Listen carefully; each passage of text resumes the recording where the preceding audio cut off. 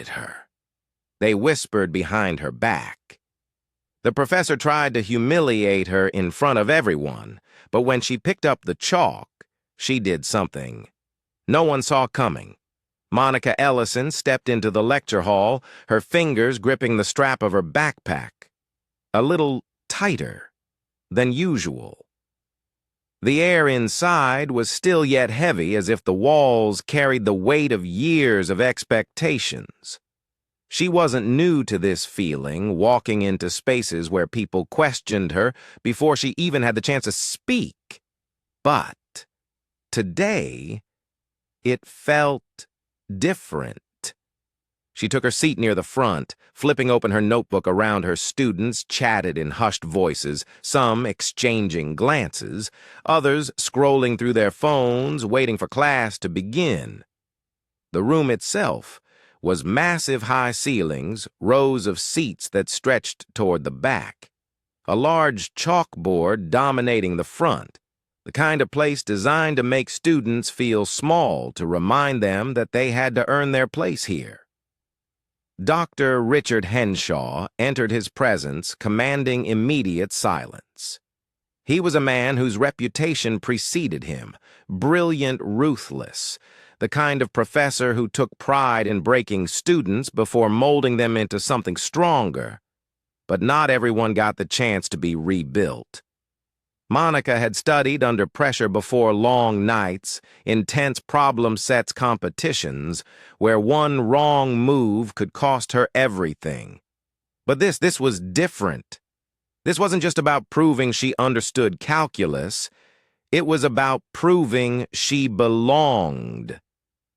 Henshaw placed his leather-bound notebook on the desk, scanning the room. His gaze swept past the students in designer sweaters and tailored blazers before landing on Monica. His lips curled into something that wasn't quite a smirk, but close, Miss Ellison.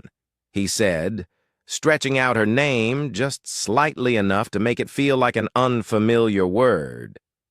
Let's see what you've got come up and solve this for us. A quiet rustling spread through the room.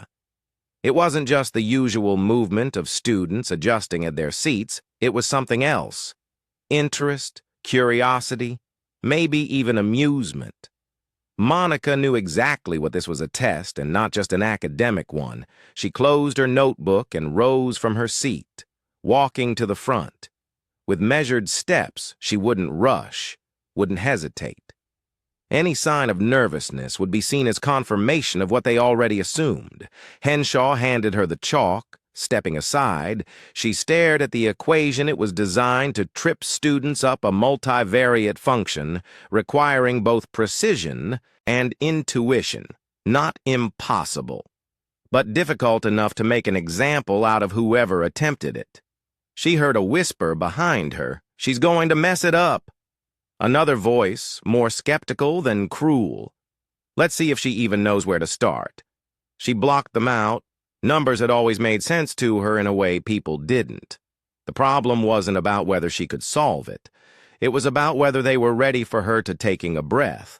She lifted the chalk and made her first mark, but she wasn't just going to solve it. She was going to change the way they saw her. The moment Monica's chalk touched the board, the room grew quieter, the occasional shuffle of a paper, the faint tapping of a pen against a desk. All of it faded as eyes locked onto her. She moved with precision, writing out the first steps without hesitation. The problem wasn't just about getting the right answer. It was about efficiency. A straightforward approach would work, but Monica saw a shorter path. One that skipped unnecessary steps, one that someone who truly understood the material would recognize instantly. Dr. Henshaw stood with his arms crossed, watching her closely. His usual expression of controlled indifference hardened into something more focused. He wasn't just observing, he was waiting for her to slip. Monica reached the midpoint of the solution, pausing just long enough to check her work. It wasn't doubt. It was habit. She had learned long ago that people would scrutinize her every move, so she made sure there was nothing to question the whispers that had started. Before had stopped the students who had exchanged smug glances, now leaned forward slightly, some adjusting their seats as if they needed a better view. She kept going. The equation was unraveling before her piece by piece, falling into place exactly as she had predicted behind her. Someone exhaled sharply. "She's actually doing it." Another voice, lower, almost begrudging, "And she's doing it fast." Dr. Henshaw cleared his throat, shifting on his feet. "Make sure you're not skipping important steps, Miss Ellison," he said, his voice even, but edged with something sharper. Monica didn't turn around. I'm not a ripple of reaction moved through the class. Not because of what she had said, but how she had said it. Calm, steady, absolute. She wrote her final equation, boxed the answer, then stepped back, placing the chalk on the ledge below the board. Silence for a moment. It felt like the entire room was holding its breath. Dr. Henshaw stepped forward, his eyes scanning the work. In front of him, he didn't speak right away. Instead, he traced the solution with his fingers, checking each transition. The longer he stood there, the clearer it became that he wasn't looking for confirmation. He was searching for a mistake. Monica watched, arms crossed, waiting finally. Henshaw let out a short breath, his jaw shifting as he turned back to the class. An unconventional approach, he said. But correct, the words hung in the air, and in them was an admission that he hadn't expected to make. Then, from the back of the room, another voice spoke. That wasn't just correct, Dr. Elaine Parker said, standing up from her seat. That was brilliant, but while one professor acknowledged her, the other wasn't ready to let this moment belong to Monica. Just yet. Dr. Henshaw's fingers tapped lightly against the podium as he processed what had just happened. His usual smirk was gone, replaced by something more rigid. He turned back to the board, glancing over Monica's work. Again. Searching for a flaw. A weakness, anything that would allow him to regain control of the moment. The students sat frozen in their seats, their attention glued to what would happen next. Monica could feel their stares. The weight of their shifting opinions. Some had expected her to stumble, but now they were waiting for Henshaw's next move. Interesting. He finally said, his voice measured. But let's take a closer look. Monica exhaled quietly, already anticipating his next step. When someone like Henshaw lost control of the narrative, they didn't admit defeat. They redirected. He picked up a fresh piece of chalk and underlined part of her solution. You chose to bypass the traditional method here, cutting directly to the derivative transformation. He turned, tilting his head. Tell me, Miss Ellison, why did you assume this was the best approach there? It was a subtle trap disguised as a question. He wasn't doubting her answer. He was questioning her authority to make that decision in the first place. Monica didn't flinch because the traditional method introduces unnecessary steps. This approach eliminates redundant calculations and reaches the answer faster. A few students shifted in their seats, some scribbled notes, realizing she had just explained a more efficient way to solve the problem than what they had been taught. Henshaw raised an eyebrow, his expression unreadable. And what if I told you that cutting steps can sometimes lead to miscalculations? Monica met his gaze evenly. It can, but it didn't. A low chuckle escaped from somewhere in the room. The tension cracked just slightly as students recognized what had just happened. Dr. Henshaw pursed his lips, his grip on the chalk, tightening. Confidence is commendable, Miss Ellison, but let's test it, shall we? He turned back to the board and with swift movements wrote out another equation. This one was even more complex. A problem layered with variables, limits, and exponentials meant to trip up anyone who dared attempt it without careful planning. He stepped aside, gesturing toward the board. "Let's see if your method holds up here." Monica didn't hesitate. She stepped forward, picked up the chalk, and studied the equation. It was difficult, that much was clear, but difficult wasn't impossible. She started writing this time. She felt the weight of the room differently. Not just expectation, but something else. Interest, curiosity. The once dismissive glances had changed. Students who had barely acknowledged her before were now leaning forward, their pens hovering over their notebooks, waiting to see how she would approach the problem she worked through the first set of transformations, moving with the same controlled precision as before. She didn't pause, didn't second-guess the board filled with calculations, each line flowing seamlessly into the next 5 minutes passed, then 10. Dr. Henshaw remained silent, watching as the problem unfolded before him. Finally, Monica reached the end. She boxed her answer, capped the marker, and stepped back. She turned to face him. "That's the solution." Henshaw stared at the board. His face betrayed nothing, but his silence spoke louder than words. Then Dr. Parker stood from the back of the room that she said, "Walking toward the front is nothing short of genius." But while the professors were processing what had just happened, the real shift was happening among the students. The energy in the room had changed. What had started as a quiet test of Monica's abilities had transformed into something else, something undeniable. The students who had barely paid her any attention before now sat up, their expressions ranging from intrigue to outright astonishment. Some whispered to each other, not in mockery this time, but in genuine curiosity. "Did you see that one?" Murmured, "She skipped 3 steps and still got it right." Another replied. Monica could hear them, but she didn't react. She simply returned to her seat, calm and composed, as if she hadn't just flipped the entire room's perception of her on its head. Dr. Parker, now standing near the board, crossed her arms and studied the work.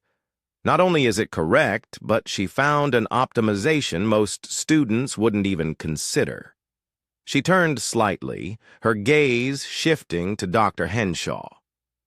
"You should be impressed."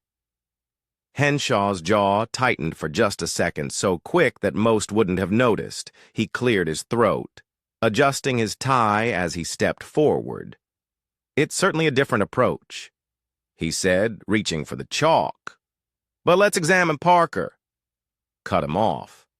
No need. Her tone was light but firm. "I've already checked it. It's flawless for the first time." Henshaw hesitated. He had built his career on being the final authority in his classroom, the one who dictated what was right, what was acceptable, what was worthy of recognition. And yet here was a first-year student, one he had clearly underestimated, challenging that unspoken order without ever saying a word. Monica kept her eyes forward, waiting for what would come next. A few seats over, a student who had previously laughed at her now raised his hand. "Professor," he asked. Hesitating slightly, "Can Monica explain how she saw that shortcut?" "I wouldn't have even thought to approach it that way." Monica blinked, momentarily surprised. She had expected resistance, maybe even more dismissal. But this was different. Dr. Parker nodded. "That's an excellent idea." She turned to Monica. "Would you mind walking them through your reasoning?" For the first time that day, Monica hesitated, not because she was unsure of herself, but because she had never been asked to explain her thought process in a way that wasn't a test. She glanced at the board, gathering her thoughts before speaking. I looked at the structure of the equation. First, she said, her voice steady but measured. "Instead of working through the standard steps, I recognized a pattern in the coefficients that allowed me to factor out certain terms early that simplified the problem before I even started solving a few students. Nodded some scribbling notes, others staring at the board as if seeing it differently for the first time. "That's why you skipped the second step," one of them muttered under his breath, mostly to himself. It wasn't a guess, it was intentional. Dr. Parker smiled slightly. Exactly. Henshaw remained quiet, watching the room shift around him. The students who at once followed his lead, taking his judgments at face value, were now looking at Monica in a way they hadn't before. Respect. It wasn't instant. It wasn't unanimous, but it was there, creeping in, breaking through the assumptions that had lingered when she first walked in. Monica didn't need their validation, she had never sought it, but seeing the doubt in their eyes turn into something else that was its own kind of victory. But the real moment of reckoning wasn't with the students. It was what Dr. Henshaw would do next. Dr. Henshaw stood stiffly at the front of the room, his usual air of control slipping through his fingers. The class wasn't waiting for him anymore. Their attention had shifted to Monica, to her work, to the realization that she wasn't just capable, she was exceptional. He could feel it, the subtle change in the air. The students who once hung on to his every word were now looking at him, waiting to see how he would respond. His grip on the chalk tightened. Well, he finally said, his voice carefully neutral. "It seems Miss Ellison has a unique way of approaching the material unique, a word that danced dangerously close to dismissal. Dr. Parker, standing a few feet away, caught it immediately. I'd call it advanced. She counted, tilting her head slightly. She didn't just solve the problem. She optimized it. That's not just talent, that's mastery." Henshaw's lips pressed into a thin line. He was cornered, and he knew it. His usual tactics wouldn't work here, not after Monica had proven herself so decisively, not with Parker reinforcing it, so he did what men like him did best. He adjusted his tie, forced a thin smile, and nodded. "Yes, well, I suppose we'll see how she performs on the next exam." Monica didn't flinch, but she understood exactly what he meant.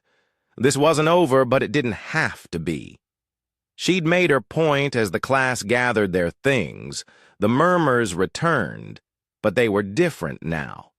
Students who had ignored her before now glanced at her with curiosity, some with admiration, others with quiet uncertainty as if they were recalibrating their assumptions in real time. One of them, a guy who had openly doubted her earlier, hesitated as she packed her bag. "Hey," he said, rubbing the back of his neck. That was impressive. Monica didn't pause. I know he blinked, then let out a small laugh. "All right." Then she slung her backpack over her shoulder, walking toward the exit, her steps steady. She had spent years proving herself in spaces that weren't made for her. This was nothing new. But today, something had shifted. Not just in the room, not just in the way people saw her, in the way she saw herself. She had known her worth before. Now they did too, because respect isn't given. It's earned, and she had just earned it. Monica stepped out of the lecture hall, the door clicking shut behind her. The cool afternoon air hit her skin, a sharp contrast to the tension that had filled the room moments ago. She took a deep breath, letting the weight of the past hour settle. She had done it, not just solved the problem, not just stood her ground against Dr. Henshaw. She had changed something. She pulled out her phone, scrolling absent-mindedly through her messages as she made her way across campus. Notification popped up. Her friend Jordan had texted her. "Jordan, how was class?" Monica smirked, thumbs flying over the screen. "Monica, same as usual, except I just made Henshaw eat his own words. The typing bubble popped up almost immediately. Jordan, no way. What happened? Monica considered how to summarize it in a single message. Monica, let's just say he thought he could embarrass me. He ended up embarrassing himself. Jordan's reply came in seconds. Jordan, that man has been a problem for years. About time someone put him in his place. Monica exhaled a short laugh. She wasn't naive. One class, one moment wouldn't change everything. Henshaw wasn't going to suddenly respect her. Some students would still see her as an outsider. But this wasn't about them. It was about every student who would come after her. The ones who would sit in that same room, face the same challenges, feel the same weight of expectation pressing down on them.